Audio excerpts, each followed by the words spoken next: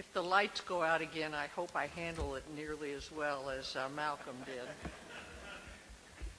But I probably won't. Does anybody have a flashlight? Or one of those cell phone things, that has a flashlight in it?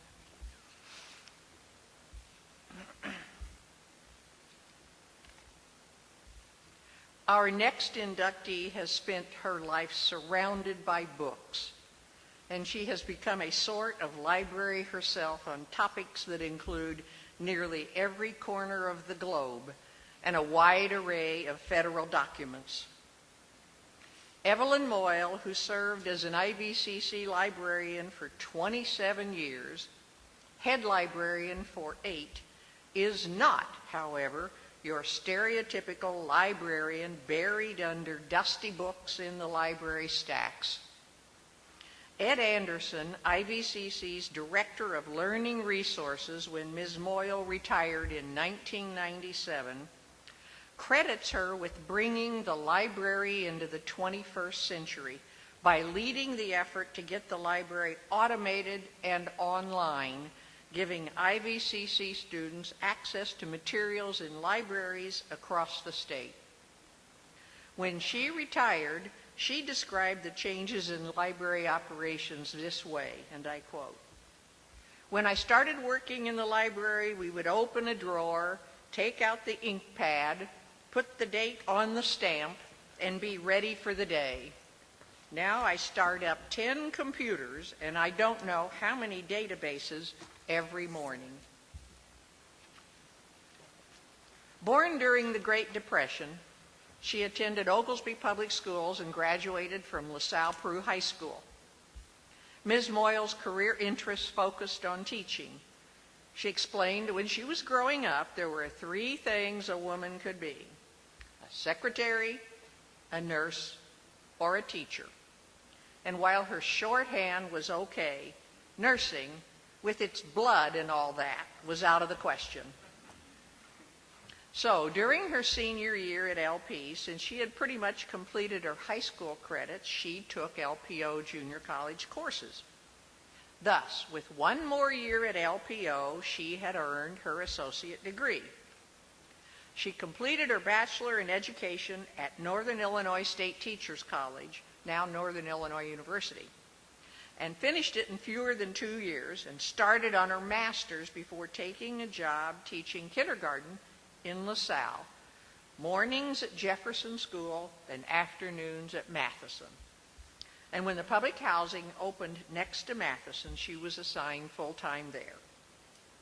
She completed her master's in education at Northern and then earned an advanced certificate in education from the University of Illinois. While she was teaching, she followed her mother's advice and started working on a master's degree in library science. Since she'd had trouble deciding whether to be a kindergarten teacher or a librarian, this degree would allow her to do both. Now, while she was working on that degree, she often did research at the LPO library, recognized as a formidable library because of the long academic excellence of LP and LPO. When LPO separated from the high school and the newly renamed Illinois Valley Community College moved to the temporary campus, head librarian Elizabeth Cummings asked Ms. Moyle to work nights at the IVCC library. She describes that job as challenging, interacting with 5-year-olds during the day and 19-year-olds at night. But it was a good learning experience since she was in the library by herself. In 1971, Ms. Moyle was hired full-time at IVCC. In the mid-1970s, IVCC's library was designated a federal depository, and Ms. Moyle was put in charge of the depository, organizing the documents, which were publications of the government printing office and the state of Illinois, that would occupy a 5,000 square foot addition to the library.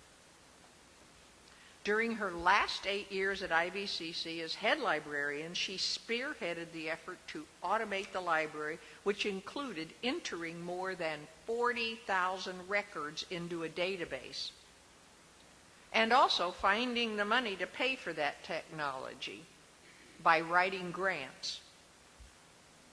Over the years, she found time to travel, a love she inherited from her father. Having traveled to every continent, she has a wealth of information and stories about interesting and exotic corners of the globe. I suggest you ask her about being surrounded by penguins during nesting season in Antarctica,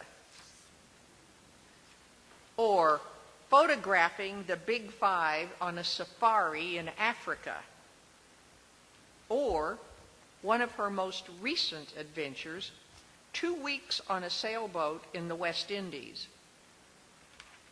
She is an avid nature photographer and shares her stunning photos with friends and shut-ins.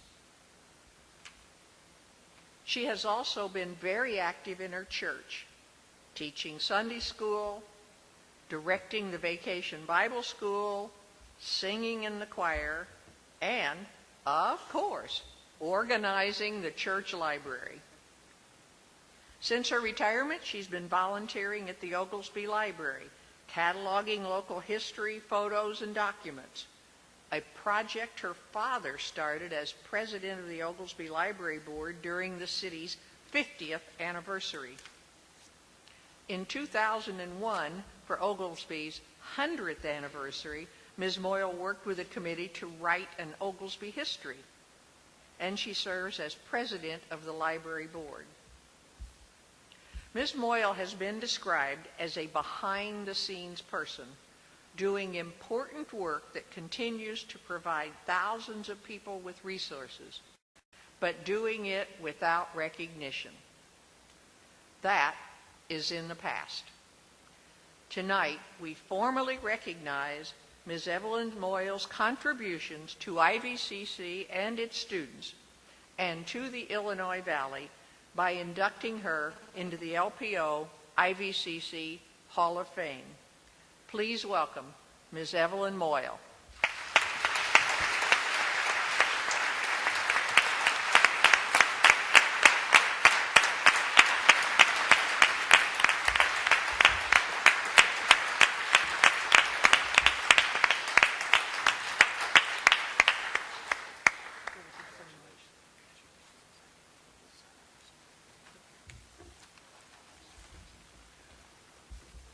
I got to thinking back when I started at LPO, and I thought of some of the teachers. I thought of Dr. Dolan, Miss Danheim in biology, Mr. Wales, Miss Enner, Miss Hatch, Miss Held, Mr. Ravy, Miss Reinhard, Miss Crocker, Miss Martin, Miss Malone, Dr. Marshall, Mrs. Bugby, Mr. Willard.